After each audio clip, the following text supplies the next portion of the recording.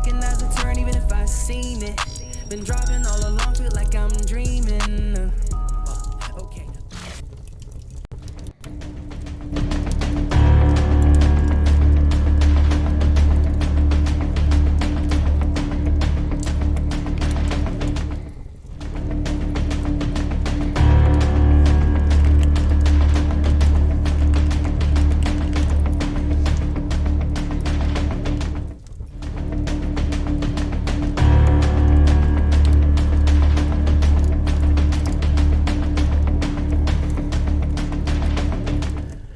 Welcome, ladies and gentlemen, to the smoke room. How we doing out there? This is Street Apologist Live. I'm your host, Vocab Malone. This is the show where we serve the underserved and look into the overlooked. And on a smoke room, we spark the matches.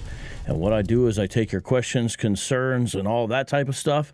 I look at the live chat. I take questions from the live chat as well. And then, of course, you can call in. So what I need to do is I need to go ahead and let you know the link. So I'm going to give you the link, and then you can jump on in once you've got the link if you want to come on in. Are you ready? Okay. How y'all doing tonight? I would appreciate it very much if you would please go ahead and hit that like button. If you could do that, that would be very nice of you. If you would just hit that like button. And also, if you would consider, please, thumb-upping this video, hitting that like button, and make sure that you share this video, share the links upon your social media and whatnot. Share the link, pretty please. And then also, if you could, hold on, make sure that you comment at least once. Let us know you're here and all that. Let us know that you're coming through. And let us know that you're part of the show. That helps as well. And, you know, maybe you haven't even subscribed. If you haven't subscribed, please subscribe. My goodness, I don't know why you wouldn't have subscribed already. Okay, so I just dropped it on the screen. You can copy it from there. But now I'm putting it in the live chat as well. And so you can also do that. I'm going to, in just a second here, I'm going to pin that comment. I'm going to pin that comment. So it's going to stay at the top. Okay. And the way it works is if you have a question in the live chat, if you could please put Q with a colon and a question mark, that's the best way. And if you could, if you got like a part one, part two question, and that's fine. It just, let me know by putting maybe /1. This is like our 39th show that I've got listed here as far as for a smoke room. I've got listed, this is our 39th show. What do you guys think about that? That's very fascinating. Let me give a shout out to the live chat.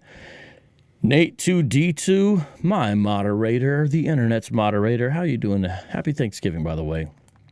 And, of course, Yondell, that's my man Alan Torres. You got any questions, brother?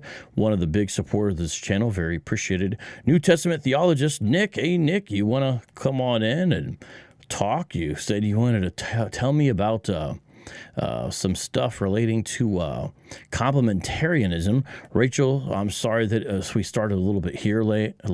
Jada Minguez, all the way from Costa Rica, coming in. Whoa. And we got Adriel Cotton. How you doing? Reno G. James as well. And we have our smoke room's first guest. Who is it? It is my main man, Glenn. So let me bring on Glenn just a second here. I got to make a couple changes on the screen, Glenn, and then you will be joining as well. Just a second here. Just going to move around some parameters, as it were, and let's see if we can get you in. So I do have one. The way it works is I can see the person in the green room, and when I can see them in the green room, I bring them on in, just like I did Glenn. Okay, one more change. You'll be coming back, Glenn. Okay, Glenn, welcome. Where'd you go? Hold on, you're still there. I gotta do one other. Hold on, I gotta do one other thing on my end. All of a sudden, it didn't like one of the changes. I can hear you though. Go ahead. Yeah, no, I'm with you. Go ahead. There, you're back. Okay, fantastic. To see you again first. Yeah, man. It looks like you're like in a lazy boy rocking chair. Yes, I use that quite a bit. All right. Well, don't give us seasickness over there, bro. No. I got you. Um, all right. First of all, how you doing? Oh, I'm doing all right, man. You have a good Thanksgiving? Yes, I had a great Thanksgiving. What about you? Us.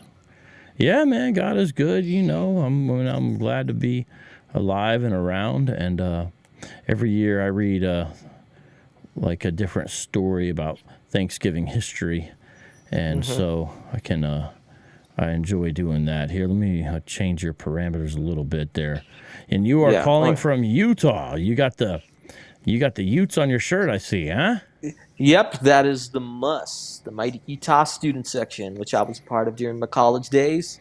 Okay. What's up, Mus? All right, man. Tell me Yep. what you got, my friend. You still talking to HODC and all that Yep. stuff? Take it to HODC. Yep. The number 2 of the camp, Shapamas. Believe it or not, he was actually MIA for the last 7 months. You did your interview with HODC, but then Shapamas actually disappeared for several months, and he just came back in. Huh. Well, maybe he had a health issue or something like that, you know? He told me he was going on vacation, but that Oh, vacation was 7 months long. But no, he's good, or at least I think okay. he's good. Well, So glad he's all right there. I'm glad that you guys still able to talk to each other. yeah, Hopefully one day maybe he'll go on a permanent vacation from Hebrew Israelism. hopefully. I kind of understand why he's a part of it though, but nah, he's a good guy. I like Shapa. You know, he's had it rough. He made it all the way out here from NY, so he seems to be doing what he's doing. So. Yeah, man. Well, I'm glad you made it. You're the first guest in the smoke room. Tell us what you got. Okay, cool. So let me ask you this. So in Matthew chapter 16, our Lord says, Peter, thou art Peter, and upon this rock I will build my church, and the gates of hell will not prevail against it. I'm sure you're familiar. I'm sure Yeah. some of your guys who also do apologetics are also familiar with the text. So can you explain to me, from an evangelical Calvinist perspective, how is it that your particular tradition, or just Protestantism in general, can be true if there are many different denominations? Some of them don't even agree with the essentials. Like you got the Episcopalians here in the States, which is the American offshoot of Anglicanism, which is okay with ordaining women, and the LGBTQ, which you and I both would agree that is not kosher at all. And then you also have, there's this little spat within Methodism, or the Methodist movement, where the LGBTQ, the whole gay thing, actually split the denomination in two. So if your position, or if the so-called Protestant position is true, how would you counter, say, like Matthew 16? Or what would be your response to Matthew 16, I should say? I beg your pardon. Yeah, well, great and important question, one that you will hear a lot in these discussions between Catholics and Protestants, of course. One thing that I like to establish at the outset is, however the Protestant or any person who's being asked by a Roman Catholic, because usually Catholics are the one who would ask the question, whatever the answer is, it doesn't make Rome the default position. That's my first challenge to my Roman Catholic interlocutors, such as you, meaning regardless of what the answer is or how the discussion goes, it doesn't mean that the answer therefore equals Rome. Rome has to still stand on its own merit, even if indeed it has merit, regardless. And when we turn to this, I just don't see anything about Roman Catholicism in it. People can say, okay, Peter the Rock, but he doesn't call him the Pope in this passage. You know what I mean? He doesn't call him the Bishop of Rome. All this stuff is kind of dumped up on top of this passage from a Roman Catholic perspective that I feel is unhelpful and, to be honest, kind of unfair to what the passage is actually saying. And so those are a few things. And then before I answer about the details of the passage, Glenn, and I don't know if you want to respond, that way I'm not going too long with my initial comments. We're good. Yeah. Okay. Well, because there's the other thing is that I don't see how any Roman Catholic is in a position to criticize Protestants for any kind of schisms or divisions, because Rome was part and privy to the greatest division in all of church history, 1054. How does Rome explain that if it's the one true church? You know, you have 5 holy sees under certain traditional renderings. We don't agree with that calculation. But nonetheless, if that's a person's presupposition, Rome only has one of the 5 holy sees. Now, of course, someone who's in the Roman Catholic Church would say, well, it's the most important one. You know, the other ones need to come under them. But of course, that's a Roman perspective. The Eastern Orthodox, the Orient, the OCC, the Oriental, sometimes they're called, Coptic churches, they're not agreeing. And so it's like, who's on the outside and who's on the inside? Rome obviously wants to say, well, we're on the inside and you need to be inside with us. But, you know, a lot of Protestants don't know about 1054. Obviously, apologists and church historians do. But let's say you were out on the street like a Hebrew Israelite. Most Protestants may not be able to throw, for lack of a better word, 1054 back in your face. And as far as us Protestants go, if you look at us historically, we never wanted to leave what was happening. And I say we, I'm saying people like John Calvin and Martin Luther and Martin Bucer and Philip Melanchthon and Ulrich Zwingli. They wanted to reform it, but the position came that Rome would not be reformed. The only reforms came by saying, well, let's tamper down some of the indulgence excesses. Maybe they have a point there. But other than that, it was a doubling down. Here's what we say. If you don't agree, you're anathema. Actually, it became more difficult because of Counter-Reformation measures to have freedom of thought within Roman Catholic theology than there was prior to the Reformation. They allowed more diversity of thought prior to Trent. So my point is, those are all negative moves. These are hardening moves. These are calcifying moves. These are moves that make it stricter and tighter. And even today, it's not like there's great unity within Rome itself. You know, you mentioned issues related to the alphabet folks. Well, you know, there's a big problem that Rome has with the alphabet folks in their own midst. And there's a lot of people that are still members of the Roman Catholic Church that have not been excommunicated, despite the fact that maybe they're practicing those lifestyles pretty much out in the open. I mean, Boston College got a lot of Roman Catholics in there, and none of them, as far as the profs that I know about historically, seem very faithful to the dogma. So to me, I've never seen this as any kind of help to Rome. Of course, Roman Catholics do, but those are that's my preface remarks. Now, before I get into the text part, I don't know if you want to say anything to that element. Oh, I can definitely speak to it. Well, first, 1054 can be very much explained. So the split between 1054 had to do with the Filioque, which was added on to the Nicene-Constantinopolitan Creed because of Arianism, which was a heresy which believed that Christ our God, basically was some kind of a super creature, but he was not equal in essence to the Father. And one of the reasons we added that in to the creed was because, you know, to combat that heresy. As someone who lives out here in Salt Lake, I can pretty much attest to you and to the rest of your viewers that Mormons are essentially Arianists when it comes to their theology and to their thought. And the orthos, or as we Catholics we call them, the orthobros, they split because, hey, they were like, hey, this is like entirely new thought, and obviously they were not kosher, or they didn't think it was kosher. But I would also like to mention that, you know, over the years we have been dialoguing with the orthobros, and turns out that we've actually come to pretty much a good agreement, at least right now, that even though the Filioque is what divided us, what we're technically saying, because we recite the creed and they recite the creed as well in their liturgy, but they don't include the Filioque, is that even though we don't, you know, we say the word and they don't, we're pretty much agreeing to the same thing. Like, we agree, you know, this is God, the triune God that we all profess.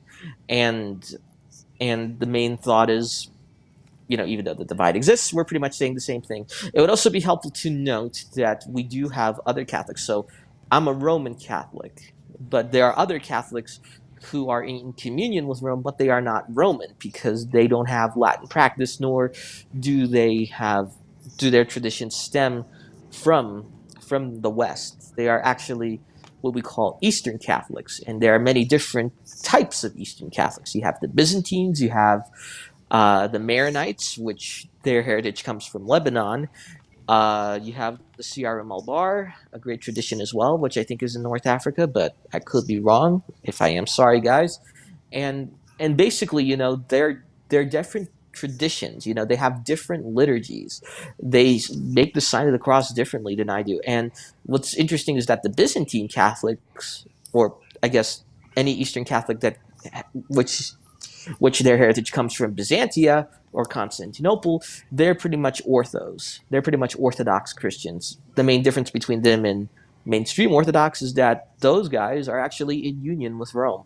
And believe it or not, we actually allow them to practice their liturgy, their practices, and they even retain their theological thought, and just like they were when they were still Orthodox. And you mentioned that there's not a lot of diverse thought. Well, for the Eastern Catholics, we allow them to keep their traditions. They can have their theology. We don't really legislate theology in our tradition. And if you go to a Byzantine Catholic liturgy, and there are some Eastern Byzantine churches in your area, so you're always welcome to come visit, there you can go to their liturgies, and it's pretty much the Orthodox liturgy. And they don't even include the Filioque way in their creed. So there's this huge thought, this huge diverse thought that exists. And then for the Anglicans, we have what are called Anglican ordinariates, which basically allows mainstream Anglicans to keep their tradition, to keep their liturgy, and basically come in union with Rome. And so I would, argue saying that there is a lot of diversity within the Catholic tradition. And also, even though the Byzantines and all that, even though we don't include the Filioque, we still respect them, and that kind of helps us to make the cause of this one holy Catholic and Apostolic Church. And then also, one more thing before we can move on here, there's one thing I wanted to say in relation. Did I want to mention the dogmatic view? No. I forgot what I was going to say, but we can keep moving. But I just wanted to say basically that, that there's a lot of diverse thought in the church. And yes, the lettered people are trying to get their ways, but they haven't. And this goes to the saying that the gates of hell will not prevail against the church.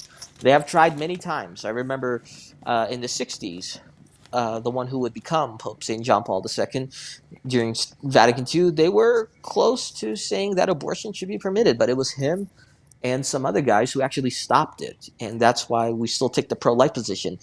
And, God's grace is insurmountable, immeasurable, and errors will always stop.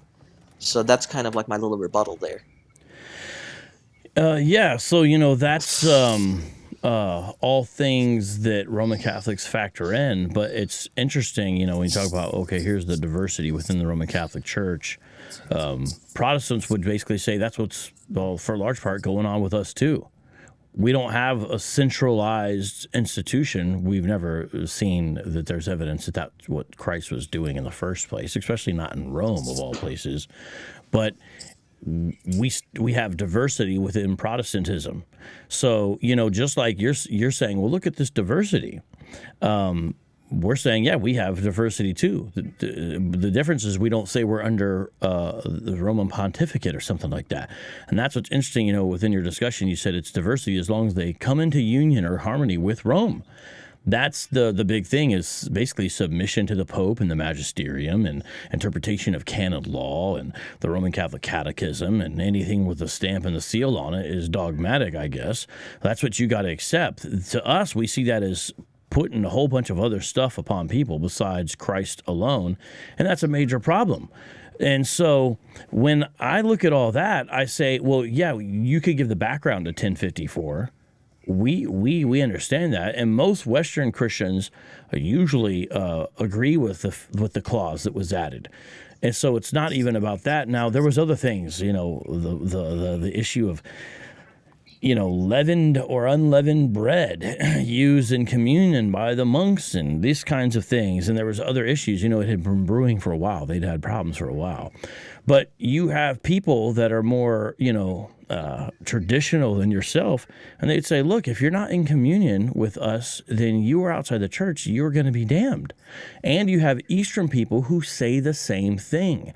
Now, it might be harder to find some of those, but they exist. Those monks on the mountain. I've procured some of their writings. They're really traditionalists in their Greek Orthodox proclamations, and that's the kind of thing they say. And so it's like, well, look, and we see that as join this institution, this club, not joining people to Christ. Now, what you guys have set up is to say, well, this is the way you join to Christ. We say that's where these extra steps and layers are being added that have no business being added to it. And that's the problem. It's this whole giant edifice dumped on top of the Scripture.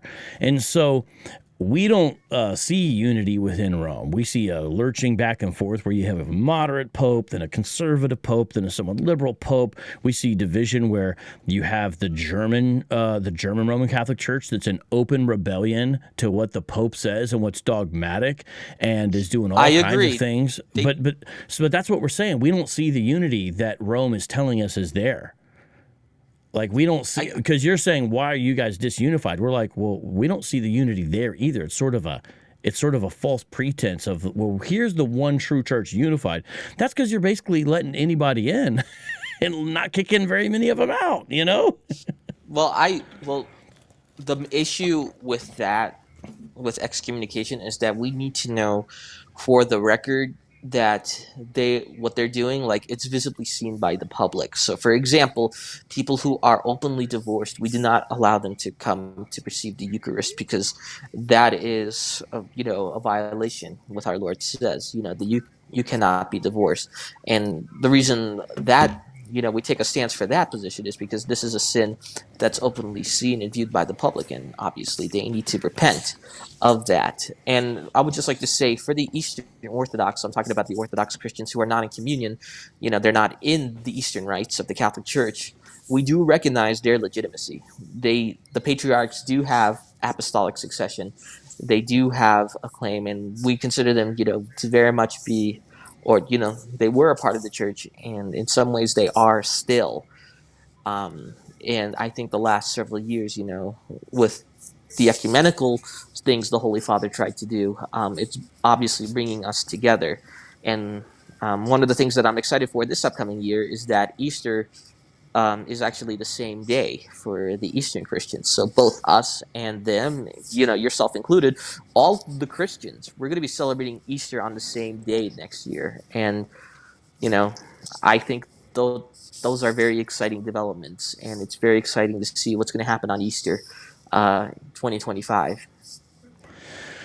Well, the issue that Rome makes with these other people is, hey, you guys gotta come under the Pope, isn't that right?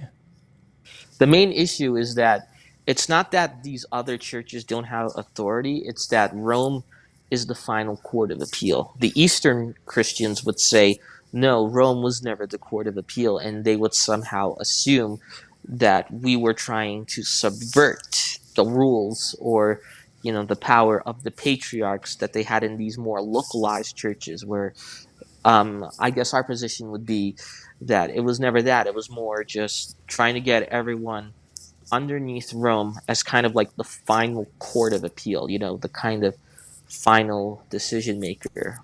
And that's not taking away their power. It's just like, the final say.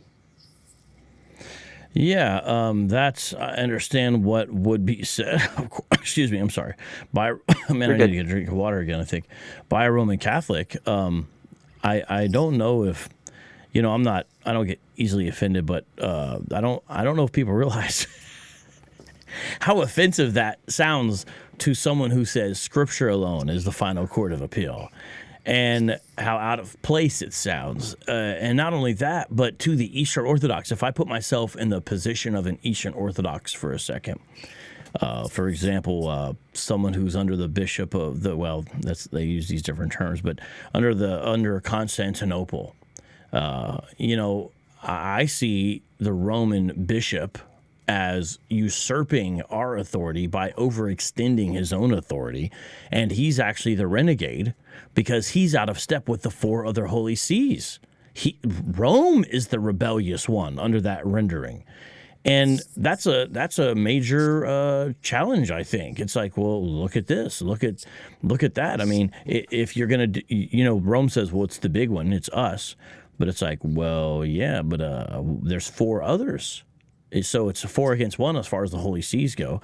Now, I understand some of these places where they have these jurisdictions within the Eastern system, they're essentially negligible because some of them are under Islam and there's not much power there. I understand that. But at the same time, as far as historic precedent, this is exactly what you have.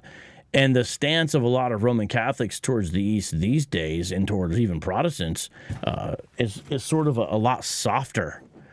And I don't know if that's good or bad. It's a lot softer. Not everybody, but I mean, there is truly division there, like Vatican II did change things, and you have the sedevacantists who think that the chair is empty. It's like that's not unity, to us. So to us, I don't see the appeal to come to Rome for unity, and frankly, we don't think we should be unified under a bishop of Rome anyway. We think that's the wrong source to be unified in. If there, let's just say, for example, it was really unified, everyone was holding to the dogmatic decrees. Let's just say that for a second, okay? The question is, still is it true? Is what Rome says about itself true? That's the real issue. Just a minute, let me acknowledge the live chat here. Shout out to Yandel. Yandel, a.k.a. Alan Torres, one of the channel's biggest supporters. Applause button for you for the super chat. Thank you for supporting this program. Up Z's, I see your question, and I appreciate your super chat, but I'm not going to give thoughts about Diddy right now. Maybe if there's like no callers or anything like that, but to me, we're having a pretty important conversation. I see Radar Apologetics and I see Alton Johnson. You two are great guys, and you're always invited in. You can be like co-host on the Smoke Room if you desired. Same thing for you, Mr. Phil Fox, because we got some great people here in the live chat. So when it comes to Matthew, there's there's a few different ways to look at this, of course. And a lot of Protestants, when they look at Matthew chapter 16, verse 18, would say that Christ is not building his church upon Peter. He's building his church upon Peter's confession, which is and or Christ and his teachings. And what's interesting is I think you can totally go that route. However, I think even if you say he is talking about Peter there, I don't think it gets you to Rome. So let's say for a second, let's go with the initial interpretation being something that a Protestant and a Catholic could agree on. Because, by the way, within Protestants, there are different ways to look at this. None of them equal Roman Catholicism. And there are Protestants who would say, no, I think you could apply this to Peter. There's Protestants who say that. Like, even I have the ESV Study Bible open in front of me. And in the ESV Study Bible, it says, here's some options, and it actually lists Peter, the option of Peter, as being one that you could prefer in certain instances, and then gives reasons why. So it's not out of step to say Peter himself. I know that most Protestants usually don't answer that way. I understand that. Also have the ESV. Yeah, Catholic that's a good edition. Oh, yeah, I've seen the Catholic edition. It includes the Apocrypha translated, right?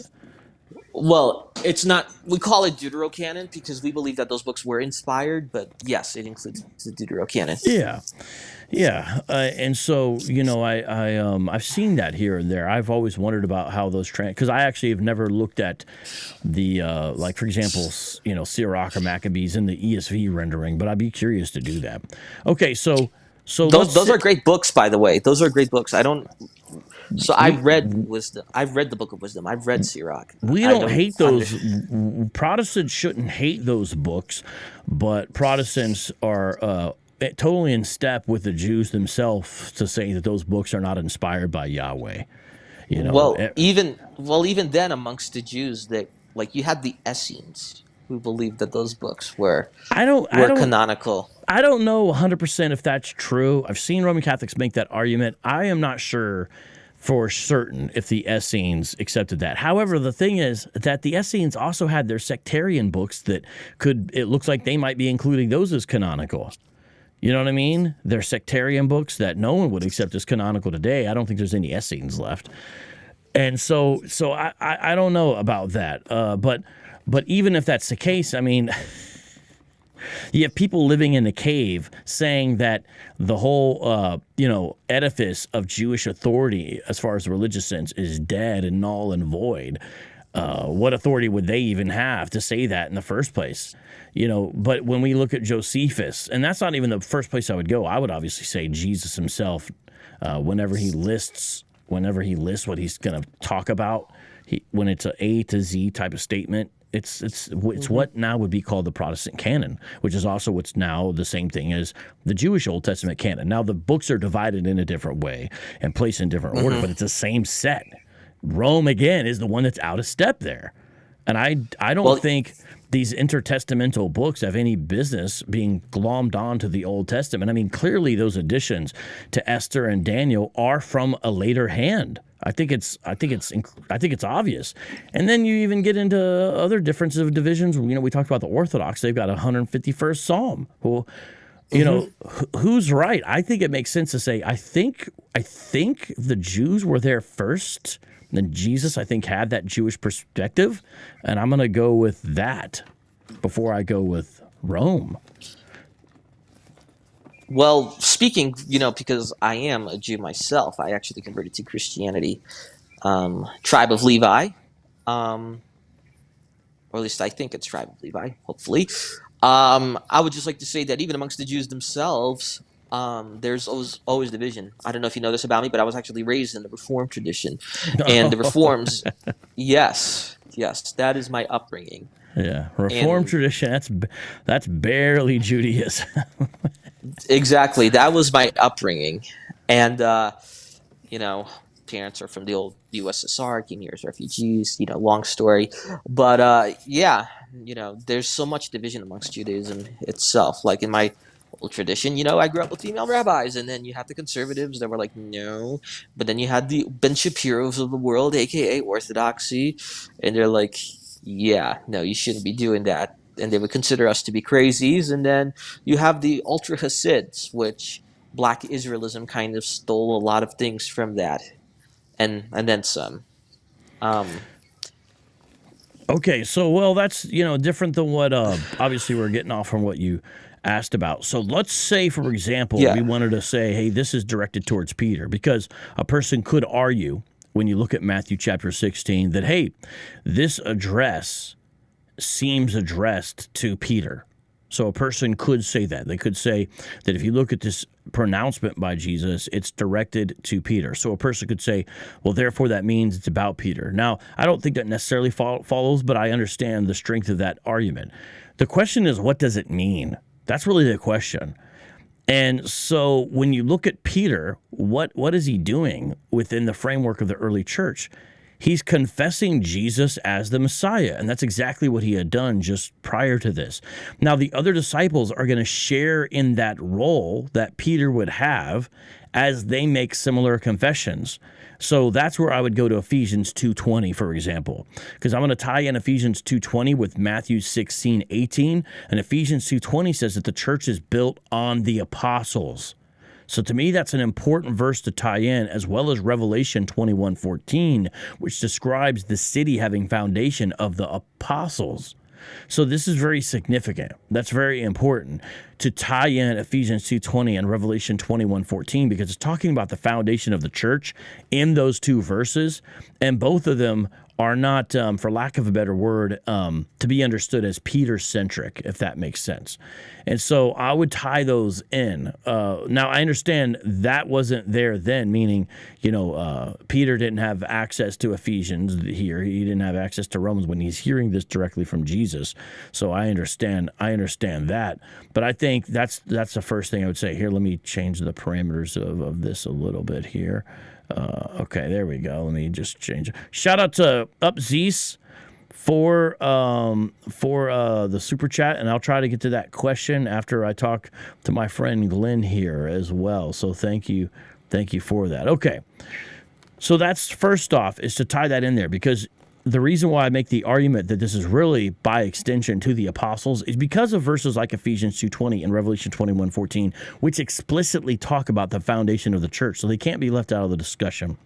So I don't see as seeing this that you have this as Peter having greater authority than the other apostles. And again, I'm going to point out, he doesn't call them he doesn't refer to him as anything like the future bishop of Rome, or he doesn't use any kind of papal terminology for him. To me, he doesn't talk about a chair, he doesn't talk about a seat, he doesn't talk about anything like that. So to me, that's important. And I would bring into that discussion to say that you don't have Peter having some kind of greater or outsized authority. And you've probably heard this one before, but the fact that Paul publicly corrects Peter in Galatians 2:11 through 14.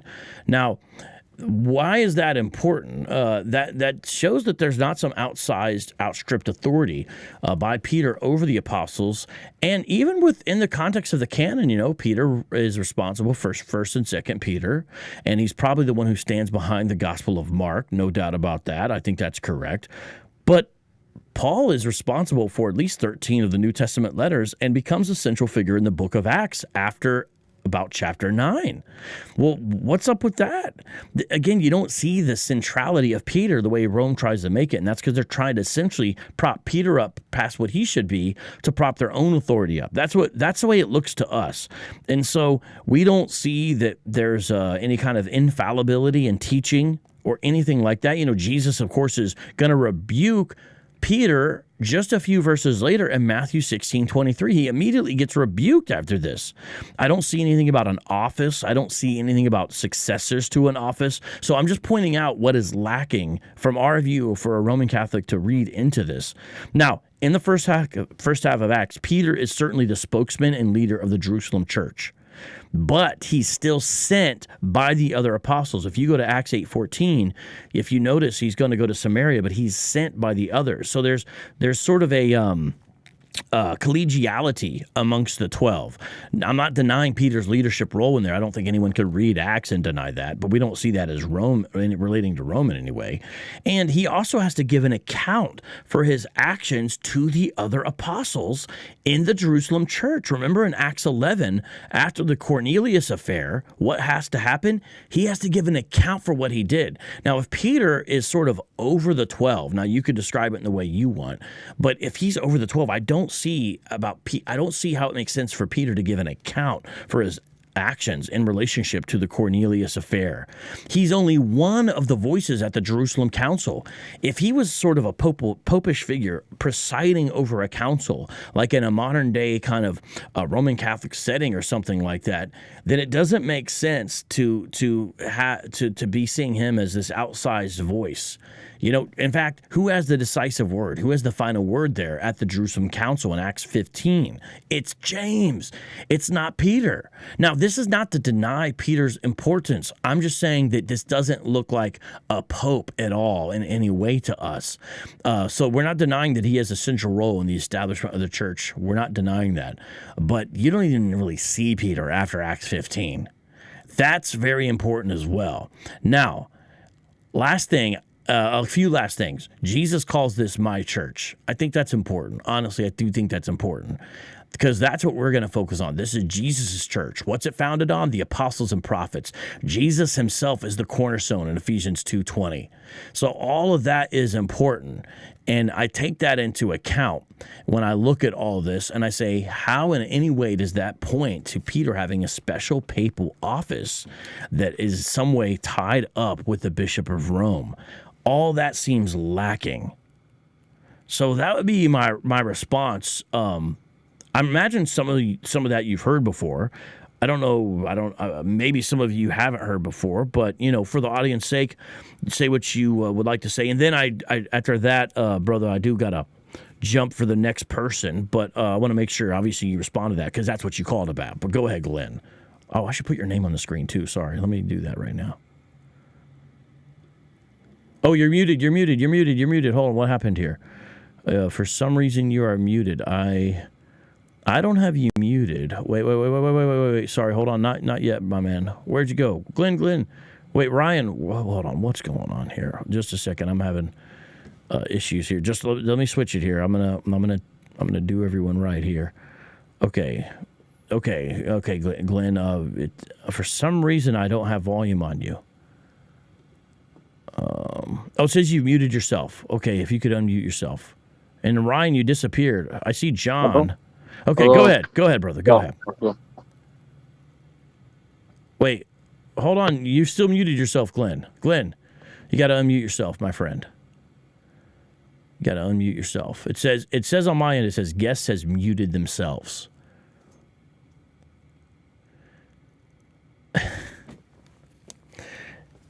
Yeah, it says you've muted yourself, which you probably are doing while I was talking, so I appreciate that. But if you could somehow unmute yourself, I can't control it on this. Hello? Okay, there you go, Glenn. Go ahead. Okay, Hello? I'm listening to you loud and clear. Go ahead. All right, I'll just make this quick because obviously you have people to talk to, places to be. Well, I'll just say that, even like in the letters, like St. Peter says, not all the writings of St. Paul are easily understood. So that's one rebuttal that I have. And then number two, there's a beautiful letter written by St. Clement, who we consider to be the second pope, and he says he acknowledges the primacy of St. Peter. Now, the letter of St. Clement is not scripture, it's not in the Bible. I just want to make that clear, but it is historical in its nature, so take what you want on that. And then it was the Apostle Peter, when he was talking to the Judaizers, he mentioned that, when the Judaizers were coming in, like, how do you be saved? Is it following the Mosaic law, or is it faith in Christ? And he was the one who said it is salvation by faith in Christ. And that's kind of like, a little bit of the information there. And obviously there was a split amongst the apostles, but like when St. Peter and St. Paul actually reunited with each other, it was all nothing but, brotherly love there. And they established these different churches, yes, but there was still a bunch of great love and respect. Like no apostle was dissing another one. And then another thing that I want to point out here is it's the Pope is not like a prophet or anything. He's just like the final ruler, or not the final ruler, but he's kind of like the final court of appeals. And that's kind of what makes everything interesting. Like the problem that I see within Protestantism, like even still, is the same problem that Hebrew Israelism has. Like, for example, you have HODC. I don't know if Raka told you this, but he did a lot with Yahweh's camp, which is a camp based out of North Carolina. And they have different feast days. They observe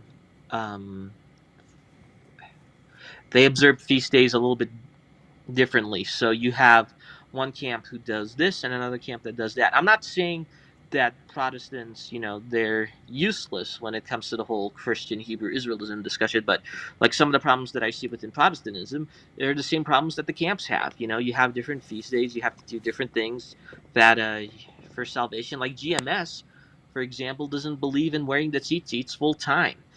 And you have other camps that openly rebuke GMS for them. And so there's just a lot of, division within it.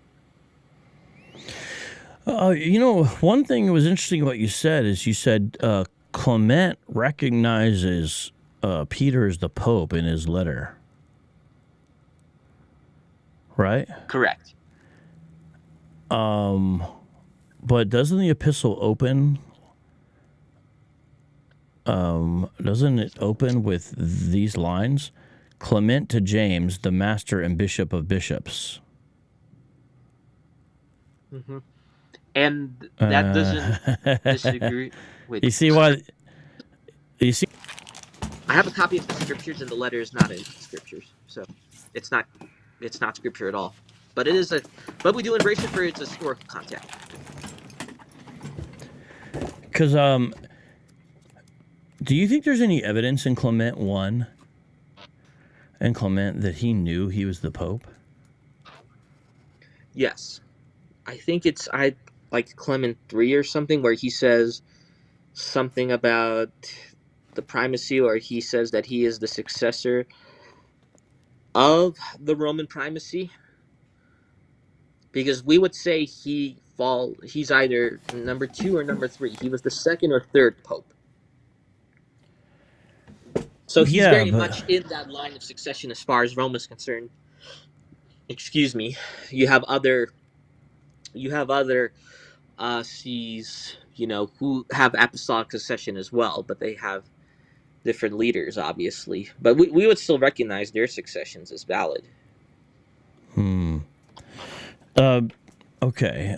What I should have, as far as Clement, I should have clarified what I was talking about here. I'm talking about something called the Epistle of Clement to James. Mm-hmm. And that's what's interesting there. Because this is often invoked, but let's see here. Yeah. And if you want as well, we can also leave it at that. I'll wait for the next smoke room. Okay, that works. But, Yeah, I got some other people, but interesting and important conversation. And thank you very much, and Glenn. And let's wish you a beautiful day and a great December. Yes, you too. You too. Have a blessed Advent, and God bless, brother. And if you ever come to Salt Lake, let me know. I'll take you down to HODC. All right, no doubt. Shalom. God bless. Richie All right, Torres, shalom. thank you for the super chat. Let me get to this if you're here with me after I have John, because John was first, and I try to take the people who are sort of with us first versus the comments. But let me get to that as well. All right, John, you are here with you, you're here with us, but let me turn up your volume, make sure I got you in the right level here. Okay, go ahead. I'm listening. All right, can you hear me? Yes, sir. All right. Okay, so one of my questions that I have in the Bible, it mentions that, like, often Hebrew Israelites will say there's 12 gates for the Israelites only, and they will ask, what gate will you guys be going through? What would be the best response to that question? Yeah, that's a great question. There's a few things to say. There's a counter question you can ask that usually I don't feel they have a good answer for, which is great question. Which gate will Enoch go through? Which gate will Adam go through? Which gate will Abel go through? Right. Do you understand why you would ask that question? Because I guess because they're pre-Abraham. Yeah, but more importantly, what they're getting at, what the Hebrews are trying to get at, they're trying to say, well, look, there's 12 gates, each one for the 12 tribes of Israel. You got to go through one of those 12 gates. Right. And so you guys, since you're not going to be one of the 12 tribes, you can't do it. But the point is, what tribes are those people from? They're not from any. They're not from one of the 12 tribes of Israel. So the question proves back to them that that's not some requirement for salvation, is to be able. Oh, look, here's your gate that you have to walk into according to your tribe. Right. So that's one issue. Another thing, I'm going to actually just read the verse to the people listening. Specifically in Revelation 21, you've got what you're talking about there, I believe, is verse 12. Yeah. So let me read it to everybody. Here's Revelation 21:12. It had a great high wall. This is talking about, by the way, the New Jerusalem, with 12 gates, and at the gates 12 angels, and on the gates the names of the 12 tribes of the sons of Israel were inscribed. On the east 3 gates, and on the north 3 gates, and on the south 3 gates, and on the west 3 gates. And the wall of the city had 12 foundations, and on them were the 12 names of the 12 apostles of the Lamb. So the other thing I do after I ask them that question, because to me that disarms what they're trying to get at. It shows that that's not requirements for salvation. That's not what this whole passage is about, is if you have to walk through one of the gates. And another thing that's interesting would be to ask, do you think the name of the tribe of Dan is on there? Now, why did I bring that up before I get to verse 14, which is really the important thing to bring up? What about the tribe of Dan? Because if you read Revelation, when it talks about the 144,000, 12,000 from each tribe. Now, Christians have different ways to interpret that. That's not the point of this discussion here, is to get deeply into that. But check this out. In that list, John, it does not list the tribe of Dan. If you go through that list, Dan is left out of the list. They're not there. There is no Dan. And that's why the Hebrew Israelites that you talk to, when you look at their 12 tribes sign, it doesn't have Dan on there. Dan is not even on their 12 tribes sign. Why? Because they're drawing it from the Revelation list. So if they're drawing it from the Revelation list, which leaves out Dan and instead has Ephraim and Manasseh, which essentially is the tribe of Joseph, because Ephraim and Manasseh are sort of half tribes of Joseph. It's based upon Joseph's two sons. Instead, you have not the Joseph tribe, as it were, but you have Dan in the original 12. That way you've got 12 that way. Now, Ephraim and Manasseh do get split out. But you say, okay.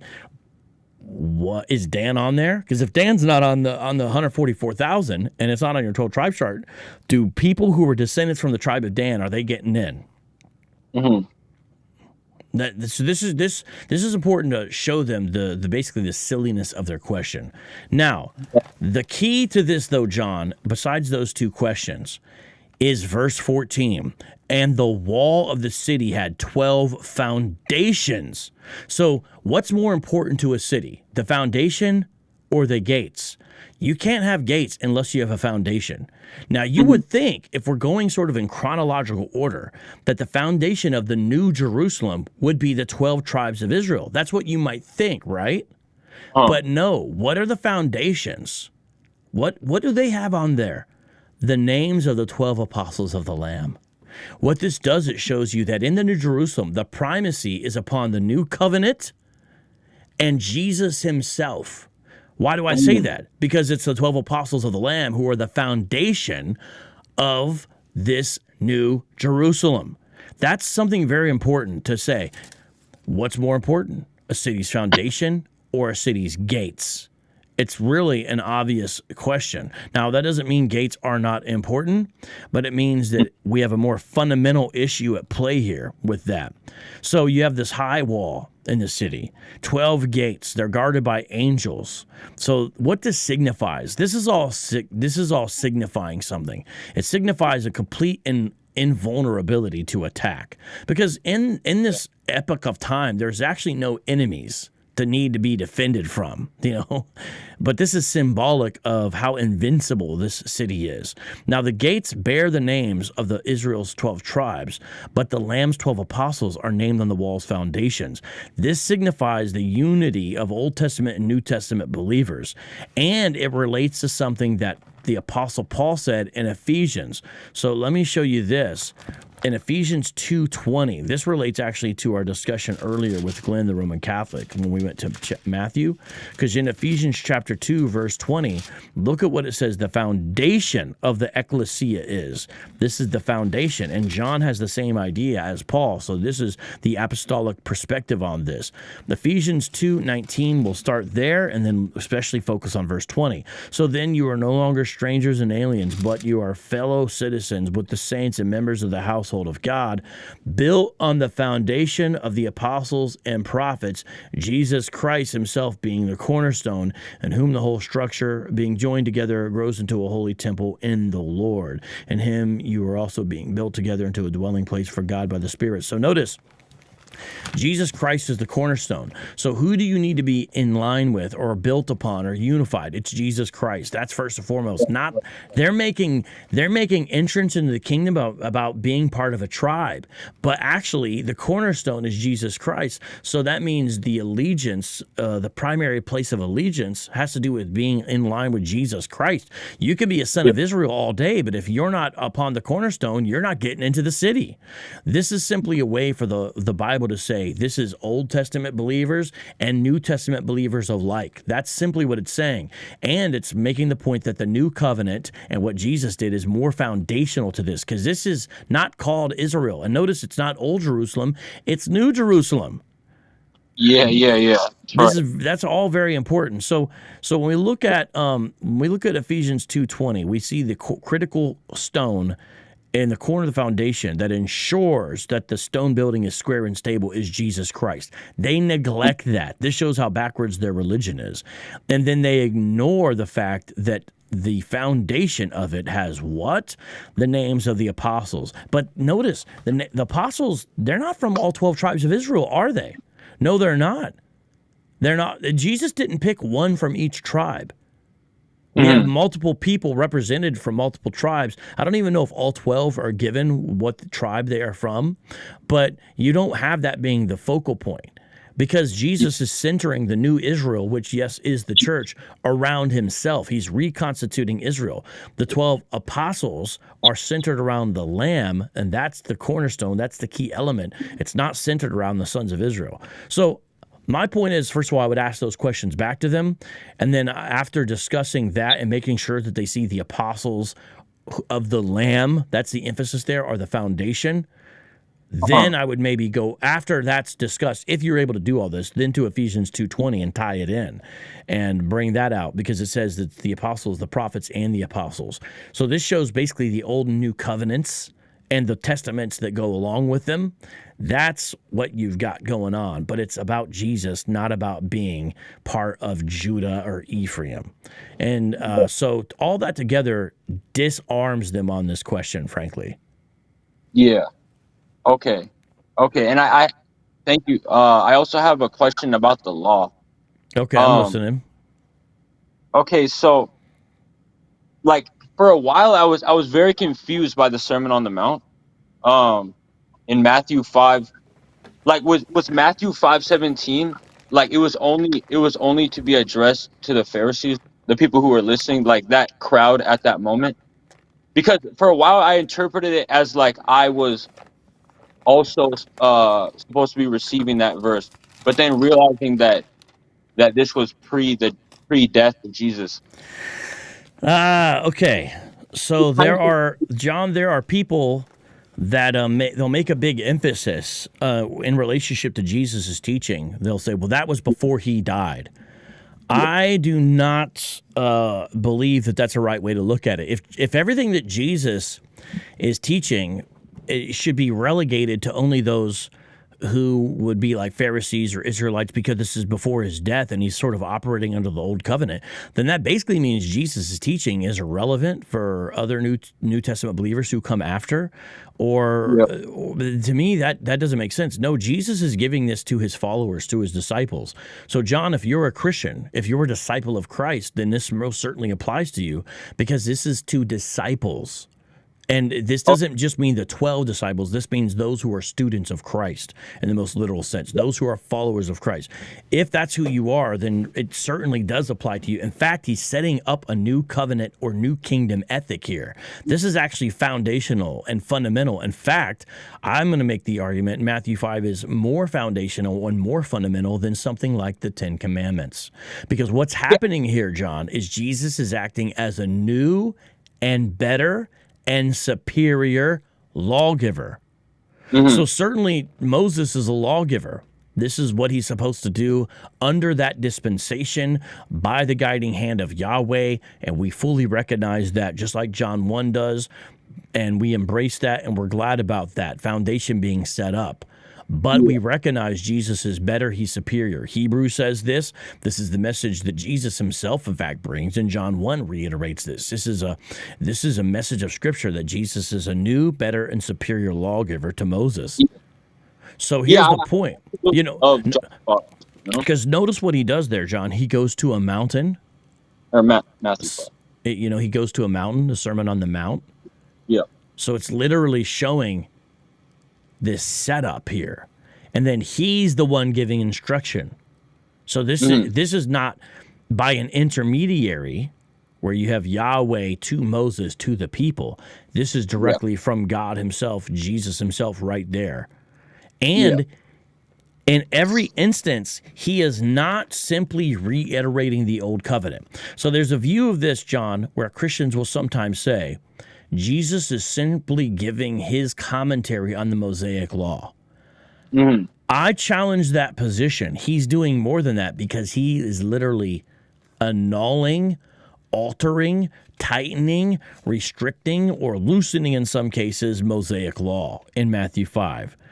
Now, let me show you what I mean by that. Now, this is all sort of controversial in a way amongst Christians. I think the best writer on this, and his books are free on a website, I think called New Covenant Media. The best in the sense of most understandable writer is a guy named John Reisinger, I think, Reissinger. He's a pastor in the Northeast.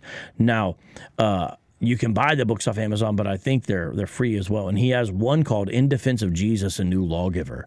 That's the first one I would look. And he has another one called But I Say Unto You. I think that's what it's called. And both these directly relate to this. So look what Jesus says in Matthew 5:17. And I have a video on this on the channel. Maybe somebody could grab where I did the sermon on Matthew 5, and it's divided up into a couple parts. Do not think that I have come to abolish the law of the prophets. I've come not to abolish, but to fulfill them. That word fulfill is important because he doesn't say I've come to reiterate or something like that. The law and the prophets. He doesn't say I came to reiterate them or to reestablish them. That's what some of the people, I'm not saying you, but some people sometimes that get into this discussion, they act like Jesus is basically just big up in Moses. He's just Moses part 2. But he says to fulfill them. So notice what he doesn't say. He doesn't say I'm coming to reiterate or a word like that. I understand it doesn't have to literally be the word reiterate, but something like that is not what he says. He says fulfill. So the question is, okay, what does he mean by fulfill there? What is he saying when he says, I've come to fulfill it? Because first of all, notice how he's making the law and prophets about himself. And that's okay, because it is about himself. Truly, I say to you, until heaven and earth pass away, not an iota, not a dot will pass from the law until it all is accomplished. But notice what was accomplished? Is always accomplished his death? Is that his death is part of it, but I don't think we can see the full accomplishment of it until the permanent New Jerusalem or New Kingdom is established in its final form. That's when you see everything come to fulfillment. It's basically at the marriage supper of the Lamb.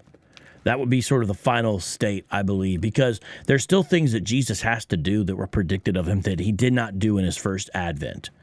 Now, what does he say here?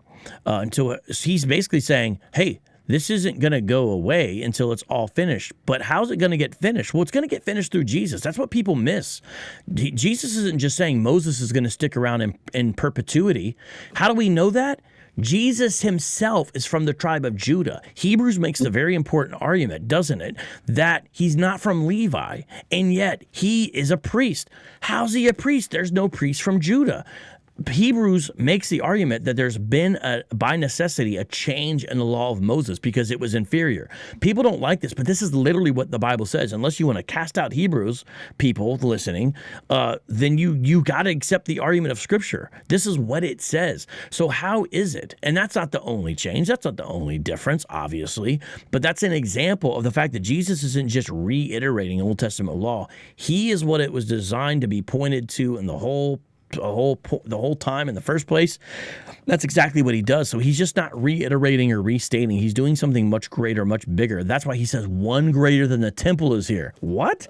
Greater than the temple? That's the center of the Old Testament religion. Now, maybe someone doesn't like the word Old Testament religion, but they should understand what I'm saying. That is the center of the faith of the saints from the Old Testament.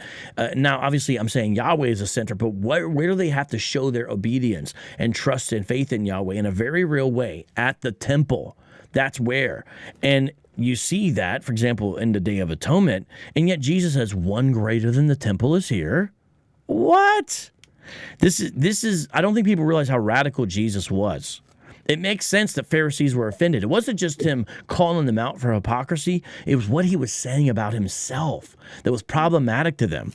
Therefore, whoever relaxes one of the least of these commandments and teaches others to do the same will be called least in the kingdom of heaven, but whoever does them and teaches them will be called great in the kingdom of heaven. But the question is, how do you do that? And he's going to tell you. For I tell you, unless your righteousness exceeds that of the scribes and Pharisees, you will never enter the kingdom of heaven. So what he does now in verses 21 all the way down is he gives examples from Old Testament law, and then he says, but I say this to you. Let me just give one here. Say what?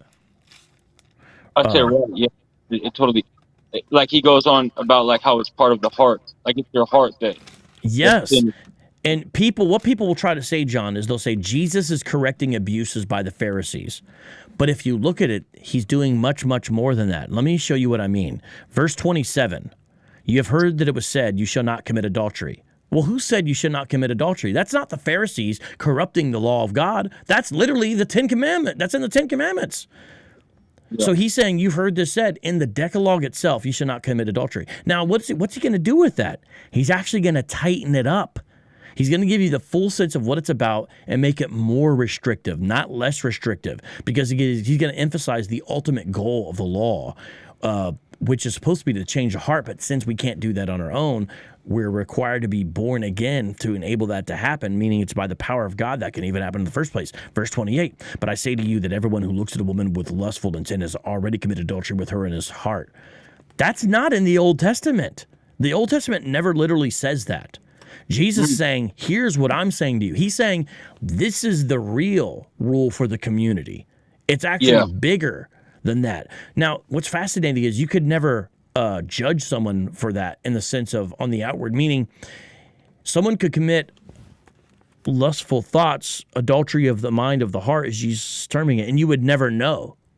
Mm-hmm. This is sort of between them and God. My point by saying that is just this is very centered on the human relationship and lack of righteousness that we have before God and in all of his holiness. And you see that Jesus is going beyond Moses here. This isn't a corruption of the law that he's correcting. He's saying, here's what this is really all about, and here's what I'm telling you as the one in charge of the new covenant community. Now, people will say, oh, you're adding into it, but I challenge people to go through this and ask yourself with honesty when a person looks through this, if they disagree with what I'm laying out, and say, is Jesus merely correcting abuses, or is he presenting himself as a greater commandment giver? He's doing the latter. Now, it goes on. That's just one example because I like to use that one to show he's not just merely correcting abuses. He is saying, I am greater than Moses in giving this law. And here's what the new covenant law ethic looks like. It begins with the heart. But how can that be changed and altered? That's only through the power of God, not through outward law keeping. And that's where you see the circumcision of the heart element being so important and not outward circumcision, which would be fundamental to Old Testament religion.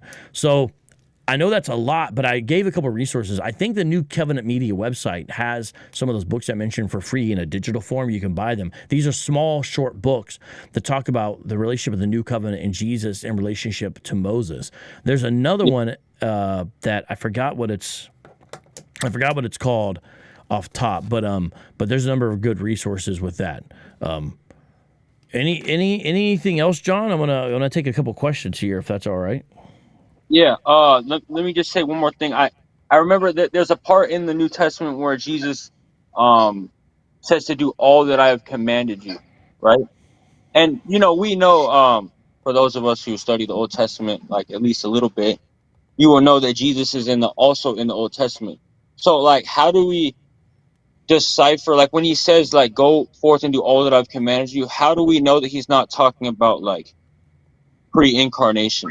Like, how do we know that he's not including both of those things? So, like, it's kind of confusing. Some people might say that, oh, well, Jesus was in heaven also giving commandments, so he included those things.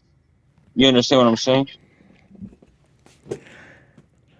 I don't think I understand that last question, John. I'm sorry.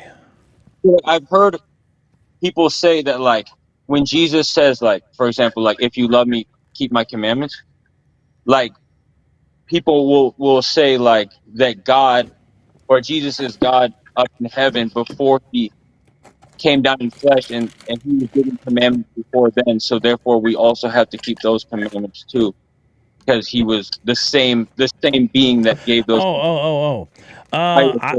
Okay, I think I understand.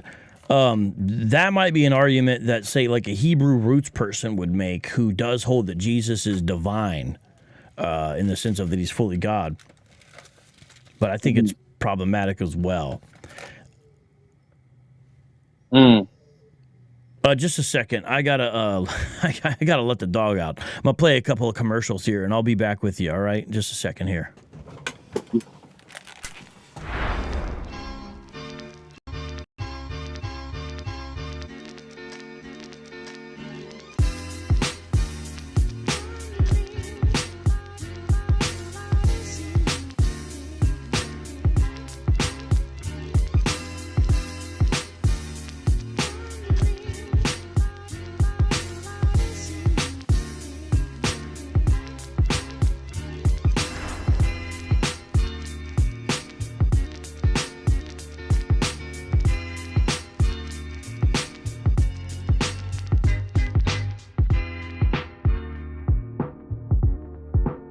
Lighthouse Publishing, Judah Nation Radio. I'll tell you about a book that we just helped print and publish. Barack Obama versus the Black Hebrew Israelites. It's written by one of my friends, Vocab Malone. Vocab has done a great job of going through and presenting almost like an introductory manual to the Black Hebrew Israelite religion, and also giving you some talking points from Scripture. This is a great book for you guys to read. If you guys are not familiar with the Black Hebrew Israelite movement, it's a movement that is sweeping its way through a lot of urban churches, as well as a lot of urban ministries. We are called to, at all costs, to preach the word, defend the gospel by counteracting. Get the book if you're into apologetics. Get the book if you're into defending the gospel, and also if you're involved in any type of urban ministry where you see this going around, get informed about it so that you can really counteract it by having a little bit of knowledge before it, because you can't argue against something that you don't know about. Now, so you definitely want to get this. It's about 140 pages. I admonish you guys to get this book. You can order it at the website listed below. You can also look up Vocab on all of the social media networks. Okay, yeah, sorry about that. Okay, so if you could restate that question one more time, since we had to take a little bit break there in the smoke room tonight. If you want to join in the smoke room, the link is on the screen. It's in the live chat, and it's in the description box. Come on in and join. If you could reiterate that, my bad, John, and we'll take a look at it. Yeah, I apologize if I don't know how to articulate it. But basically, like for example, Jesus says, like, if you love me, keep my commandments, right? Like he says this in the New Testament, like in his flesh, like while he's here on earth.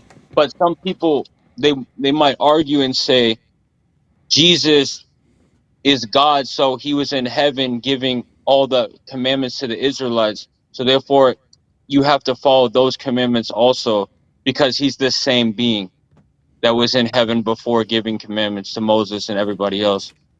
So it's like, it's kind of confusing, like because when Jesus says follow my commandments, I take it as God is speaking, you know? Yeah. So it's kind of confusing between the new covenant and the old covenant.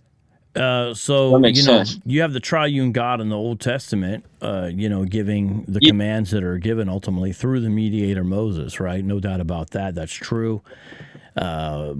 And there's a few things about that. One is that actually, I would say, helps the argument that shows that Jesus can then therefore, as that person, be the one to say, well, here's the new covenant law. Here's what the new covenant is.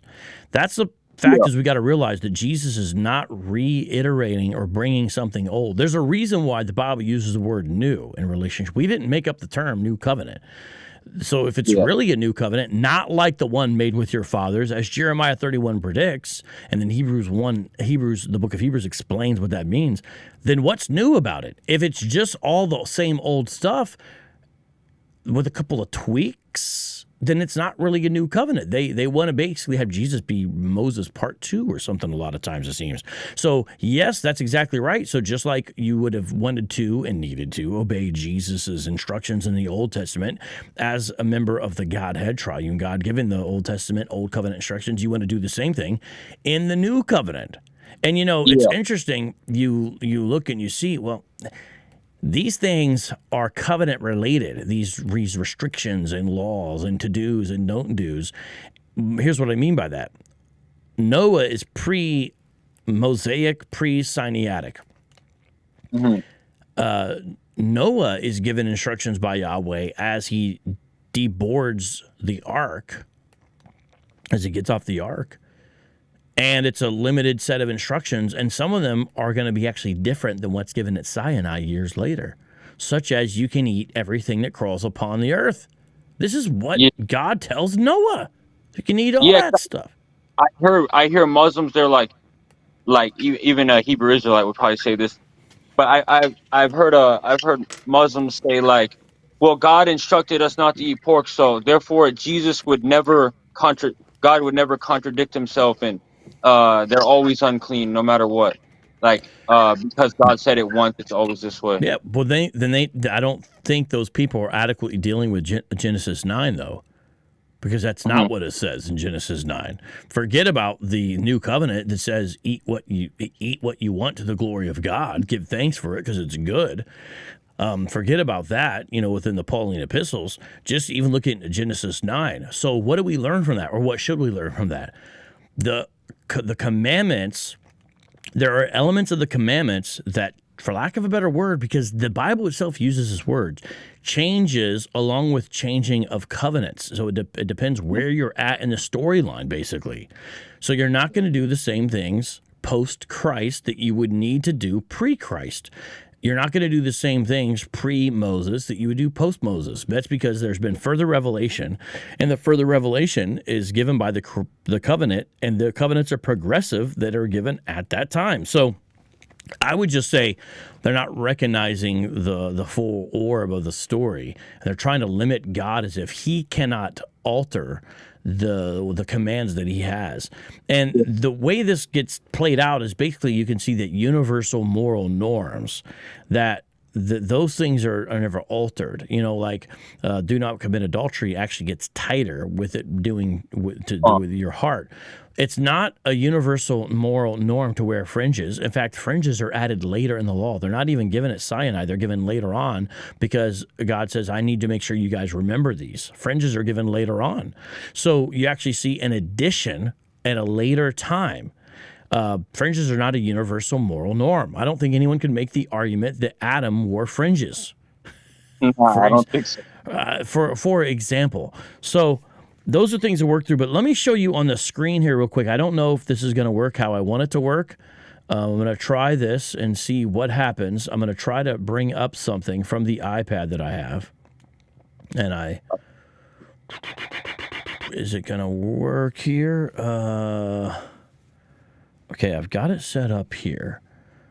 And it's acting like it doesn't understand what I'm trying to do to it. Let me see here. Where did the because I want to try to show you it's okay. Hold on. Is the iPad not plugged in? Hold on. Oh, I see what it's doing. Well, okay. It's going to make me do it a different way. Okay, that's all right then, iPad. I'll do it that way. Oops, wrong thing. I need to hold on. I'm going to bring I know how to do it now. It's just taking a second here, because I need people to see what I'm going to bring to you, because I wanted to give you the resources, these books here. Okay, there we go. All right. Okay. Oh, wrong thing. My goodness. Hold on. There we go. Eventually, it will come. Okay, that was way too much going on there. Okay, now, John, you're on the screen. Oh, you're a little, let me back you up. And on the screen, if you look, what you can see is the website I was trying to reference earlier here. Okay, this is, if you go here, let me flip it on its side so it's a little more, so it's larger. This is what I was talking about, the John G. Reisinger online library. These are actually free. This is at the website crosstocrown.org, crosstocrown.org. So, but I say unto you is a key one. And you can buy a physical copy, but notice there's a little red button that says read. You can actually read it online. This book is available for free. Tablets of Stone is a really important one for the discussion we had, because this relates to Sinai. Tablets of Stone and the History of Redemption. Those two books especially would be what I would talk about with what we just discussed. These other ones are good, but they're not as directly related. These two right here, I would say, would really open up even more to anyone watching as well. I highly recommend those two works for further education in that. So thank you very much. Great questions. I hope we could talk again sometime, and I'm glad to see you're talking to people and thinking about these things, my friend. For sure. Thank you, man. Yeah, I have Muslims and Hebrew Israelites in my city, so man, I'm trying to learn. And also, I'm just trying to learn for my own Christian faith also, you know? That's good, man. Well, that's the way to do it. It sounds like you're going about it the right way. And I pray that God blesses you with greater wisdom on your journey. All right, my friend. All right, God bless. Eventually, I'll get this stuff in order. I know it's cutting me off there. All right, let me switch back over to my regular screen, and it looks like I got to look at a few questions here. Okay, boom, boom, and then have a good one, John, there. God bless you, my friend. Okay, let's take a look at a few questions that were from the live chat. I appreciate your guys' patience, but when I have guests, I have guests. Now, we got a big one here from Richie Torres in regards to Numbers 31, and says reconcile. I guess I would, if you're still around, I guess, Numbers 31 is a giant chapter, so I would love to hear basically if you could say, hey, man, what reconcile what exactly? I have some ideas about what parts you might be meaning, but I'd love to, kind of see if you exactly specifically what you're getting at. But with that, let's go ahead and we're going to bring up Romans. I'm sorry. Why do I keep on saying Romans? I don't know what's wrong with me. But we'll bring up Numbers 31 right here just a second. And let me see if I can I'm going to try to go back to the iPad screen I had up. What? That doesn't make sense. Oh, yeah, it does. It makes sense now. Okay. So there. Okay, look, I'm actually accomplishing what I was trying to achieve here with what I want on the screen. So that's good to hear. That's good to see. Okay, I'm gonna put Numbers 31 on the screen so we can look at it together here. Okay, that's exactly what I wanted to look like. Okay. Let's look at the text here.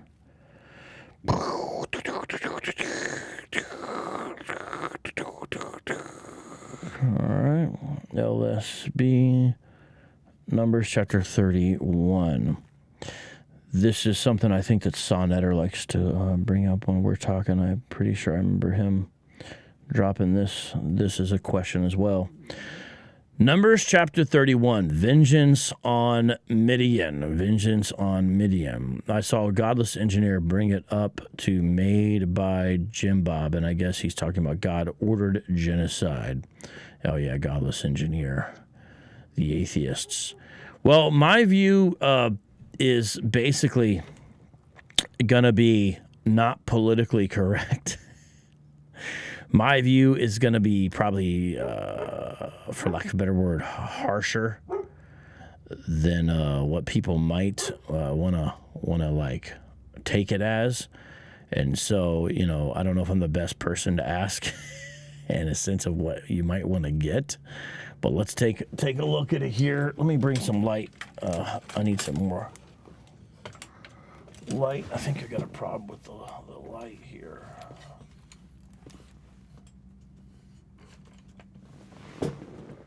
That's probably too much light. It's turning me off. The wrong colors. Interesting. Okay, I guess that's going to work best for now. Okay, let's take a look at this. Then Yahweh spoke to Moses, saying, take full vengeance for the sons of Israel and the Midianites. Afterward, you will be gathered to your people. So the first part is important to understand. God is instructing the Israelites to be his instruments of judgment, just like when Joshua first came into Canaan. The Israelites are the instrument of God's judgment. So, he uses a flood sometimes. Other times he uses people groups. He'll use Assyrians against Israel at one point. Here he's using the Israelites against the Midianites. The Midianites had wrecked shop for many years against Israel. No doubt about that. So this is judgment. And, it says, vengeance on Midian. So I first want to reiterate that it is within God's right as judge of the universe to judge the universe. That's where I start here to say that this is right for God to command judgment to happen, and he can do so by the means that he chooses.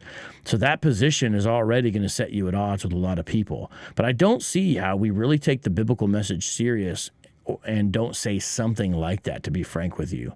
Because who is God, right? And what are his rights and prerogatives? I think that's important. So that's the first thing I would say about this. Take full vengeance for the sons of Israel and the Midianites. Afterward, you will be gathered to your people. So this is going to be one of Moses' last things he does. And this is also important because we kind of understand what is going on. This is an important time of transition here. And I'm just trying to fix some of this a little bit here. Some of the things it's doing I don't like. This is an important time of transition here, and this needs to happen for a better future for Israel and the land they're going to be inhabiting. Now, even that, again, is going to be problematic for these guys. They're not going to like any of that, I think, that what I just said and my perspective on it. So then it says, Moses said to the people, saying, arm men from among you for the war, that they may go against Midian to execute Yahweh's vengeance on Midian. 1,000 from each tribe of all the tribes of Israel you shall send to the war. So there were furnished from the thousands of Israel 1,000 from each tribe, 12,000 armed for war. And Moses sent them 1,000 from each tribe to the war, and Phinehas, son of Eleazar, the priest of the war, with them, and the holy vessels and the trumpets for the alarm in his hand. So they made war against Midian just as Yahweh had commanded Moses, and they killed every male.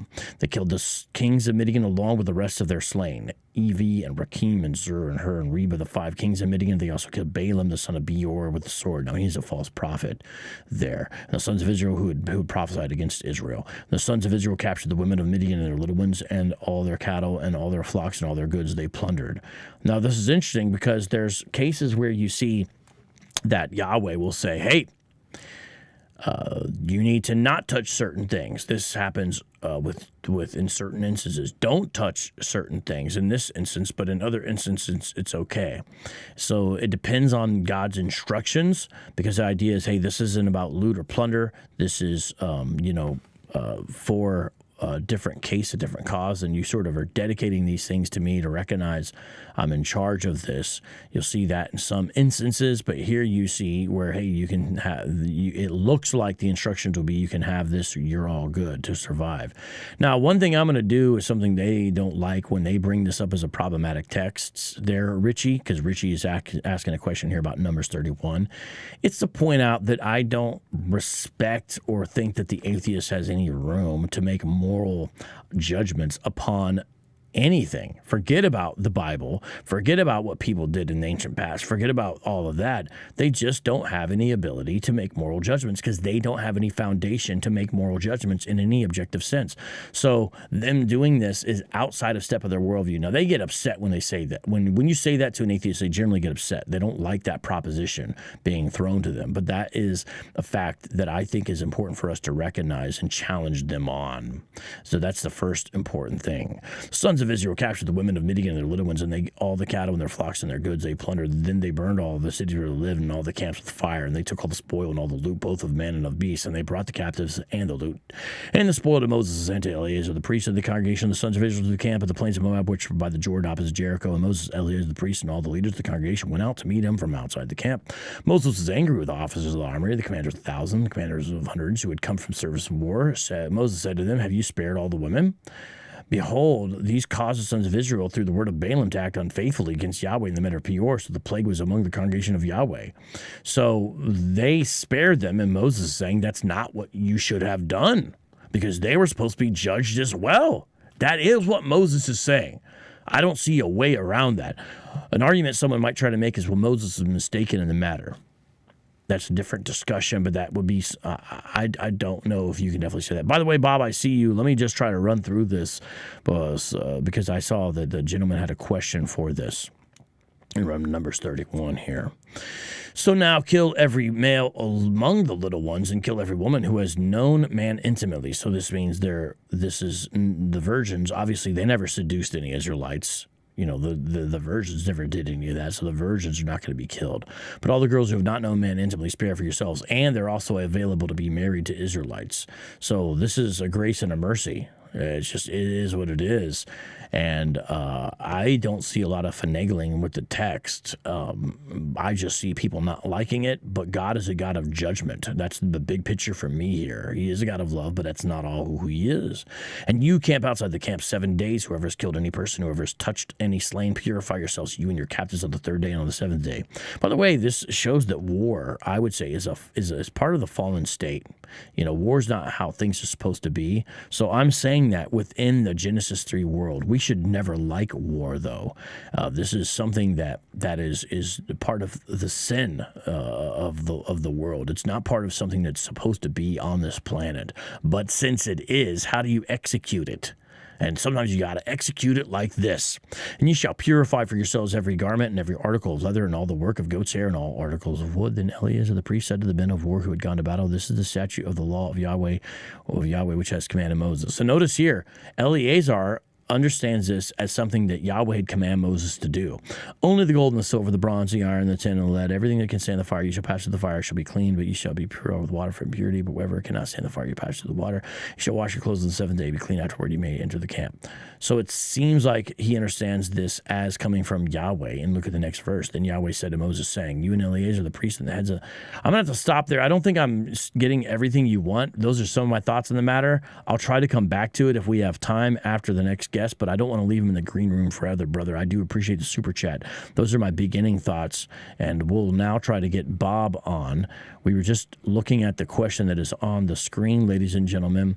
I did not answer it in its fullness. I just gave some thoughts on the matter, and I understand that some people may not like that answer, and I understand, but that's just a beginning answer. How you doing, Bob? I've got your volume up, and you can be seen. Oh man, I saw live and I was ready to go to bed. I have to talk quietly because the house is quiet. So Oh, I needed understand. to. That's okay. That's okay. That's all right. And you're out in Phoenix, right? Phoenix, Arizona. I have a buffalo hat because my Sicilian side of my family all lives in the Buffalo area. So this is more of a family thing than it is I'm in love with the Bills. Anyways, but yeah, I'm in Phoenix, Arizona. No, I just asked because I had a son-in-law that coached on the Suns a couple of years ago. So, Oh, okay. but Yeah. anyways, Well, I have a question. yeah, I go live and just talk to people, and don't claim to have all the answers. That's not the point. But the idea is basically a smoke room is to invite discussion. I term it in kind of smoke terms, but really, we just try to have good discussion, really, ultimately. But so what do you want to talk about? So I have a question. It's a two-part question. The book, the book of Revelation. Do you see it as sequential, or does it loop back at some times? I think I'm probably not going to be able to give you an immediate example, but my general understanding is there are times where Revelation sometimes talks about the same thing in a different way in a different place. It does not seem 100% sequential to me from what I understand. Okay. All right. So then let me ask you this, because in the last chapter, in 22, and since I'm on my iPhone, I can't pull it up, so maybe you could pull it up. Yeah, I can do that. Just let me switch over to that screen I was just on. So you want to go to Okay. Revelation 22. It's going to take me a second, guys, when I got to reset. I got to kind of reset the way this is set up here. Okay. Let me make sure I get you on the screen there, Bob, as well. Go ahead. I'm listening. So my question is, when it talks about the tree in New Jerusalem, and this has a lot of different doctrinal, I guess, debates on it, but it talks about the tree that bears fruit every month, and then the leaves are for the healing of the nations. So my question is, if it says outside of New Jerusalem, there's, all of the unclean. So it's kind of a question of, is this after? I know probably in the way you look at it, or most Christians would look at it, is that this can't be after all the judgments, because why would there be a tree with leaves that are for the healing of the nations? But then the other question is this a scripture that could be used when you're debating Hebrew Israelites, because the nations here are not the lost tribes? So what do you see the complex question that I have? I think so. Let's take a look at Revelation 22. It begins in verse 1, of course. Then he showed me a river of the water of life, bright as crystal, coming from the throne of God and of the Lamb. By the way, I think that's important to show the Lamb is on a throne. Amen. People got to recognize that. He is on his throne. In the middle of its tree, on either side of the river, was the tree of life, bearing 12 kinds of fruit, yielding its fruit every month. And the leaves of the tree were for the healing of the nations. And there will no longer be any curse, and the throne of God and of the Lamb will be in it, and his slaves will serve him. This is the LSB. They translate a lot of times the word servant as slaves, which Sure. I'm cool with there. And they will see his face, and his name will be on their foreheads. By the way, it's interesting because you have sort of a mark, for lack of a better word, upon God's people. I understand it's not identical, but you see that we are marked in a way. And I do not believe that's a literal mark. It's just a way to say that we are known to be his, sort of like those who are of the devil. And there will no longer be any night, and they will not have need of the light of a lamp nor the light of the sun, because the Lord God will illumine them, and they will reign forever and ever. And he said to me, these words are faithful and true, and the Lord, the God of the spirits of the prophets, sent his angel to show to his slaves the things which must soon take place. And behold, I am coming quickly. Blessed is he who keeps the words of the prophecy of this book. So it looks like if there's no longer any curse, Bob, I could not see that at any time except when things are, for lack of a better word, in their completed state. Because when else could we have no longer any curse? You know what I mean? Right. So then that opens the question to, because I'm pretty sure it's not in 21. I'm pretty sure it's lower in 22, where it talks about outside are, the dogs and everybody else. So outside of New Jerusalem, there seems to be those who didn't make it in. But then it says, and why would there need to be any healing if everybody in New Jerusalem doesn't need healing? So that's one question. And then it could also be used for, the fact that God has a vehicle, or however you'd want to use the word, that could be for the redemption or the healing of the nations. Right. Well, I would tie it in with Revelation chapter 20, verse 14. Then, let me actually show it on the screen, because that's kind of what we're doing here. Revelation 20, Revelation 20, verse 14. Because the idea of healing, I believe is basically saying death is done away with.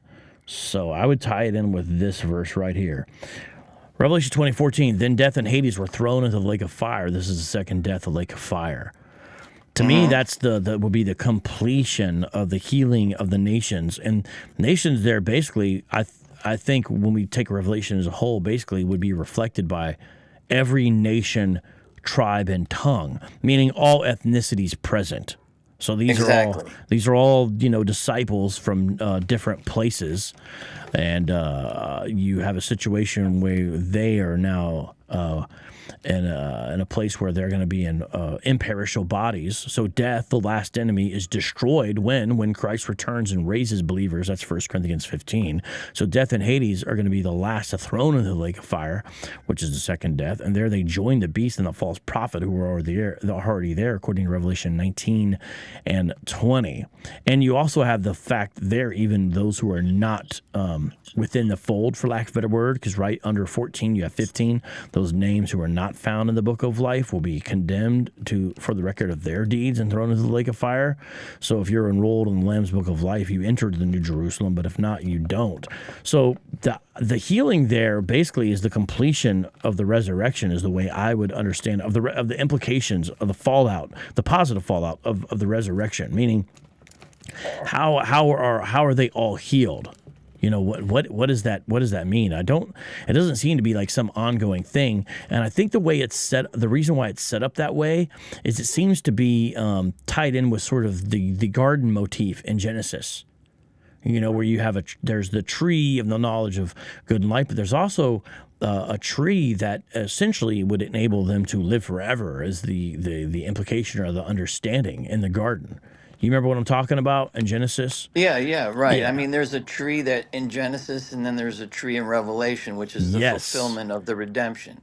Yeah, and so the parallels are drawn purposefully between Genesis and Revelation, because this is a sort of like in Genesis, of course, it's a garden within a larger framework of an ecosystem, for lack of a better word, or environment. Here you have a garden sort of within a city. This is the imagery that's kind of given. And what do you have there? You have Eden replicated, but better. Because you're not going to be kicked out of this place. There's not going to be rebellion that happens, for example, and it's a permanent thing that is done. So, I don't see how the nations could be healed unless they could no longer die. So it basically would be a situation of they are permanently in a permanent state of health and wholeness. I don't know if it means a literal tree that you would have to partake of, though. Some of this in Revelation, I think the meaning we can agree on. The question is do we really see those things? Even if we agree on the meaning, do you see an actual tree there? You know what I'm saying? But Right. Go ahead. But the fact that, no, I was going to say, because I think it's in 21 or 22, it says how the nations will bring their glory into New Jerusalem. And then it says, because I think after 19, where it talks about, or what you just read about death and Hades thrown into the lake of fire, Yeah. it still talks about an outer darkness where you couldn't come in because of their being unrighteous. So it seems like there's a consciousness outside of New Jerusalem, but there's a tree in there that's for the healing of the nation. So I'm just wondering why, those who are in there have, glorified bodies, and they're not going to need healing. So you're saying, I understand what you're kind of saying, like that was imagery To but represent I'm that they have wondering, glorified bodies. right?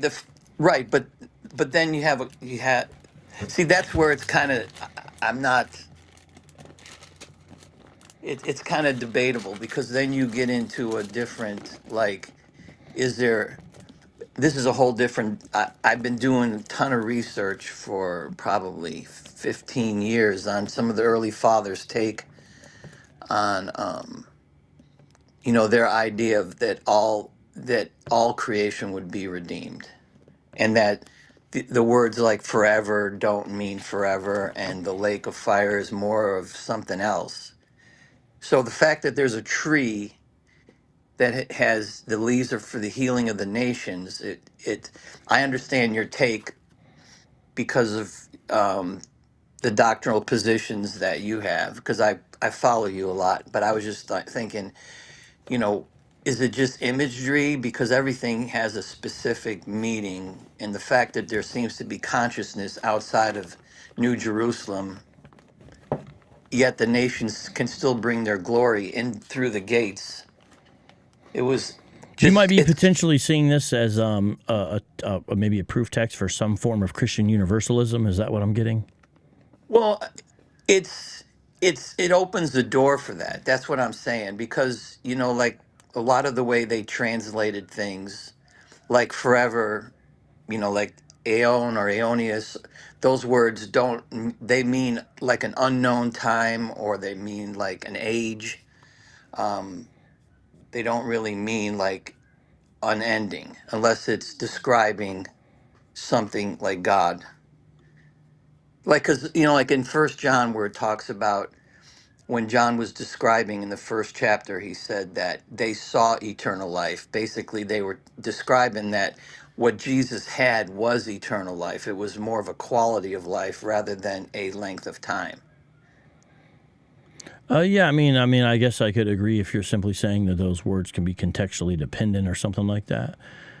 Right. But, So but I know I don't want to, that can be a deep subject, but I'm just wondering if also, just as a side note, that I don't know how you could, if you're debating, because I've debated Hebrew Israelites quite a bit, I've never brought this up because I didn't know where it would go, but I don't know if you could really have a full blown debate using that, because it might end up being confusing where it talks about the healing of the nations. Well, one thing, I would bring into the conversation, maybe, I don't know, not necessarily in the debate with Hebrew Israelite, but just more for the edification of the believer, is the way that, Revelation, part of that imagery is getting from Ezekiel 47. So when you look at Ezekiel 47, everybody, and I got it on the screen there. I'll show you there so everybody can see. This is the way the Old and New Testaments connect to each other. This is a vision that Ezekiel has about this, the temple's river or Yahweh's river, and it goes through this. And part of the vision is dividing the land, and it's sort of an idealized state, these allotments and access in regards to the land or apportionment, as the LSB has a superscription. And the important thing that I was just drawing everybody was to verse 12, though. By the river on its bank, on one side and on the other will grow all kinds of trees for food. Their leaves will not wither. So there you see, it's, this is a vision, everybody. And of course, Ezekiel is also recalling Genesis there. You have this tree, but the leaves aren't ever going to get old, everybody. You guys see that? The fruit will not fail. So it's not ever going to go bad or be unripe or putrid or anything like that. So it sounds like a permanent, eternal tree type thing. They will bear every month. Now, that's directly repeated, of course, in Revelation. Everyone, if you remember when we first read that, they will bear every month because their water flows out from the sanctuary, and their fruit will be for food and their leaves for healing. And this is a fascinating thing, because you have this vision where you have this tree that has food and leaves for healing. And the question is, okay, what does that vision from Ezekiel mean there, And I do think we got to run this through the New Testament, for lack of a better word. That's one thing that's, I don't know, sad for a lot of Hebrew Israelites, is I don't feel like they properly run the Old Testament through the New Testament in the way the New Testament itself does when it deals with the Old Testament. And so this isn't just about, they would probably look at this and make it something about the restoration of Israel, like as a physical land, and they think they're going to be there. But this powerful river makes all things fruitful, and it's like the whole the whole of the land is perfectly fertile. And you see this repurposed in the New Testament, that this is not just about Israel, clearly, because it says it's for the healing of the nations. But how do the nations get healed and be like this tree itself that never goes bad? That's where I would tie that in with resurrected bodies, the glorification state. Not that everyone could, because I guess if it will be turned into a universalistic text, it's like, who are these? When it says nations, the word just means peoples. Or who are the peoples who could come and be part of this, especially if the outside are experiencing, it doesn't look like good things like they are on the inside. It seems like it would be the same ones mentioned in relationship to every nation, tribe, and tongue, not just, any person who's ever lived. So I would still see it as, for lack of a better word, exclusivistic, ultimately. And not in the sense of Israel only or something silly like that, but in the sense of, hey, this is for all of those who are his. And this is going to Revelation 7 now. After these things I looked, behold, a great multitude which no one could count, from every nation and all tribes and all peoples and tongues, standing before the throne and before the Lamb, clothed in white robes and palm branches in their hands. That clothed in white robes is important too, Bob, because do you see why somebody would understand? What does it mean that these people are clothed in white robes, right? It's showing that they're purified, they're washed, they're justified, they're sanctified. Go ahead. No, I agree with it, that the ones that you're speaking about now that are clothed in white robes, that's to me a different people group, only because it seems as though there's a consciousness still outside of New Jerusalem after all the judgments. And they're in darkness. They're not in, because a lot of times, for lack of better term, because hell is more. There's different terminology for that, but the lake of fire is one thing, and then it also seems to be also described as the outer darkness where there's weeping and gnashing of teeth. And so I'm not really sure. I'm saying that the people outside of New Jerusalem are out there because of their wickedness, and inside New Jerusalem are those with the white robes, along with, the 144, whatever that seems to mean. I know that's more of a typology or something Yeah, of yeah. a group of It people. seems I would say it's clear that it's just showing the completed number of the church, because it Right, says that he hears one thing but then sees another. This is right, indicating it's two different perspectives on the same group. It's not literally Israel, because it's in something idealized. You have 12,000 from all 12 right. tribes. Dan is left out. This is an irregular list, and Judah leads the list. Judah's not the oldest. This is clearly makes it Right. Christocentric. So yeah, I take the 144,000. This is just describing God's total of his people in a perfected way. Now, going to Revelation 21, it says, "Then I saw a new heaven and a new earth, for the first heaven and the first earth passed away, and no longer any sea. Then I saw the holy city, New Jerusalem, coming down out of heaven from God, made ready as a bride adorned for her husband. And I heard a loud voice from the throne saying, Behold, the tabernacle of God is among men. He dwell among them, and they will be his people. God himself will be among them. He will wipe away every tear from their eyes. There will no longer be any deaths." To me, that's what I would tie in the healing of the nations concept. There will no longer be any mourning or crying or pain. First things passed away. He who sits on the throne said, "Behold, I am making all things new." He said, "Write, for these words are faithful and true." Then he said to me, "They are done. I am the Alpha and Omega, and the beginning and the end. I will give to the one who thirsts in the spring of the water of life without cost. He who overcomes will inherit these things, and I will be his God, and he will be my son." But, so then you Right. And see, then you see in verse 8, it yeah. talks about them. But can you go back to 22 towards the end of it and see about it talks about them being outside the city Yeah, I in can. chapter 22? Yeah, I can. So that we're in Revelation 21. We'll go to 22. But to me, that was important because it's got a list. Basically, it's just saying sinners whose sin isn't paid for. That's how I would take it as.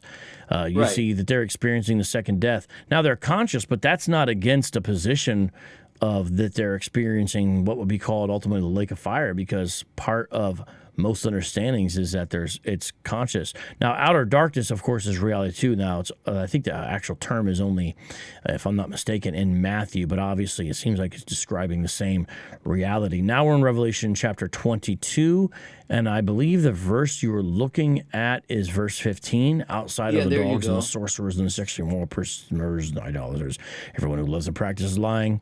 So they're outside the city. So I'm not sure. I am not understanding what you're saying is significant about them being there in relationship to the tree or anything else. Because to me, it just seems like a clear way to describe those who are the sheep and those who are the goats. Same So do you reality see? described a Oh, I'm different sorry. way. Go ahead. No, that's okay. I'm talking too long. Go ahead. No, it's all right. So I'm saying, do you see the people described in 15 as the same ones as described in the previous one that are thrown in the lake of fire? Do you think it's just two different ways to describe the same thing? Yeah. Yeah. Because they're outside. And notice there's overlap there between the two groups too. Mm-hmm. So, like, if you look at Revelation 21, right? It's got cowardly, it's got faithless, detestable, murderers. So that's in Right. both lists. Sexually immoral, that's in both lists. Sorcerers, that's in both lists. Idolaters, I'm reading from Revelation 21 now, everybody, but I'm showing that there's overlap here. And liars are also specifically mentioned here too. So to me, this is a clear way to just say sinners whose sin isn't paid for, because the Bible would teach that all of us are these people prior to Christ, in the sense of this is what we are primarily known for, but such were some of you. 1 Corinthians 6. To me, I don't see any way other to see this the same group, because there's clear overlap. Now, you don't have to mention every sin and every time, and their Right. destination in both cases seems to be outside. You're saying this is a different group? No, no, no. I was just wondering if you feel like it's the same group, but their condition or the how that it's explained where they are is just coming from two different perspectives. Well, in both cases, they're outside. Now, here it doesn't Right. specifically mention, and right here it doesn't mention lake of fire that I can see, of course, but there it's kind of already mentioned. Here, more the emphasis is outside the city, but that's the case, as I would say as well in the Revelation 21 people. They're outside of God's people, basically, is the point, because you have the city being discussed in Revelation 21 as well. Right, and it says that they're not allowed to come in, and I think it says that the kings bring their glory there. So it's kind of, anyways, that's real. Revelation is a deep, deep thing here. Yeah, the idea of the kings bring their glory is an interesting thing. That's in Revelation 21:24, which is right here. So going down just a little bit more. Nations will walk by its light. So to me, that's the key. And the kings of the earth will bring their glory into it. And its gates will never be closed by day, for there'll be no night there, blah, blah, blah. So every time I see nations, I'm thinking people groups. I'm not thinking like current boundaries of nations or something. Oh no, I never think of boundaries I don't think that in the Greek it ever distinguishes nations being boundaries, since they always change anyways. Because It's it's just always ethne. isn't it ethnos in the Greek anyways? Yeah. The limit is ethnos. Right there, it's inflected ethne. But that's exactly what it is. Right, so it's describing human beings, not land masses. Yeah, or like you anything. could interpret it literally as "and all peoples." Because I don't Or think all we want ethnicities. Yeah, all people groups. Because if you said all Gentiles, then it'd be like, well, wait, what about Jews? We're not going to leave out Jews there. So obviously, because sometimes ethne or ethnos can be for Gentiles, just like it says in the little word info on Logos here. But there would just mean, so the kings of the earth bring their glory into it. There's different things that people talk about that. It seems like the essence of it, to me, of what I understand at this point, is basically different cultures will bring different elements of beauty into this place. That's because it's like sort of I don't want to say obscure, but it's like, what exactly does that mean, right? The kings of the earth, I would say that these ones are also ones who are written in Lamb's Book of Life, and they're bringing their glory into the city sanctuary, which relates to Isaiah 60. So maybe that's the last place we would go, is to just show how that passage relates somewhat to Isaiah 60, specifically starting in verse 3. Nations will come to your light, and kings to the brightness of your rising. Lift up your eyes round about and see. They all gather together. They come to you. Your sons will come from afar, and your daughters will be carried on the nurse's hip. Then you will see and be radiant, and your heart will tremble and be large with joy, because the abundance of the sea will be turned to you. The wealth of the nations will come to you. A multitude of camels will cover you. The young camels of Midian and Ephah. All those from Sheba will come. They will bring gold and frankincense and will bear good news of the praises of Yahweh. So to me, I would tie it in directly to that. You know what I mean? And Right, and I think it's the fulfillment of the promise to Abraham. Yeah, totally. That's all this stuff is. It's like when Yahweh makes a promise in Scripture, and this is the audience, it gets reiterated, restated later times throughout the covenant documents, and it almost always gets expounded upon. The promise is sort of never left just alone. You'll see God mention the same promise through the prophets, his mouthpieces, but you'll see it gets expanded and explained further. And that's exactly what happens all the way into the New Covenant documents. So an Old Testament Israelite may be reading this and be thinking in very nationalistic, ethnocentric, Israelite-based terms. That's very possible. If I was interpreting this, in the 500 years before Christ, maybe that's how I'd be reading Isaiah myself if I was part of the people of God at that time looking at it. And that's okay, because he's like, you can only locate yourself where you are. But that's where the fullness of the new covenant comes in, and you see this expounded. And what do you see? It's not that way. It's not that way, because this is really based upon God, and this new reality of this new kingdom, this new nation is not located on a piece of strip of land for one nationality only. And even Isaiah has hints about that when it talks about the Messianic kingdom, because you have all these hints about other people coming in as part of this Messianic kingdom. And again, that's just to the audience. Sounds like you're familiar with a lot of this stuff, but that's where I would tie that into it. Okay, well, I don't want to take up any more time. I just want to give you one other thing to look up, but not later on. I think it's in Colossians where Paul is talking about, and this is more for Hebrew Israelism, where he lists out the only 3 or 4 actual natural Jews that are working with him, but then there's others that he doesn't list as Jews. To me, that Luke. is a real proof of the fact that there was Gentiles as part of his ministry team. Yeah, no doubt about that, because it talks about those who were basically part of the circumcision group, but it's not everybody. Right. Okay, well, I appreciate you taking my call and discussing this stuff. Hey, no problem. You have a beautiful night, Bob. I will talk to you later. All right, thanks. Just so you guys know, the passage he was talking about, it's on the screen, Colossians 3. You see verse 11, it says, who are from the circumcision. So he mentioned certain fellow workers with him, but not all the workers are of the circumcision. Important thing to distinguish there. Have a good night, my friend. Okay. How y'all doing there? Interesting discussion in the live chat. I'm glad people were talking. I can't get to all these. I know Numbers 31 was brought up, but we are at the 2-hour mark, guys, and I really think I should go. Stick around for the channel. We got some great premieres dropping. A discussion that I had with Sakari. You do not want to miss that. Dropping premiere tomorrow and the next day as well. And then hopefully by God's grace on Thursday, we're going to do a follow-up to the Billy Carson show, and there will be movement on it because there's already been movement on it. No doubt about that. Peace out. God bless. Shalom.